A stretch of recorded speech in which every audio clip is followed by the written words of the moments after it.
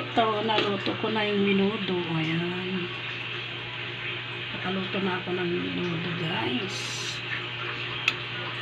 At saka, sauce ng spaghetti. Ayan, sauce ng spaghetti yan. Ayan, guys.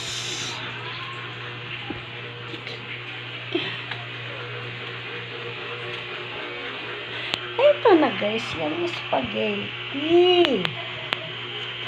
Ayan, lutong-luto na.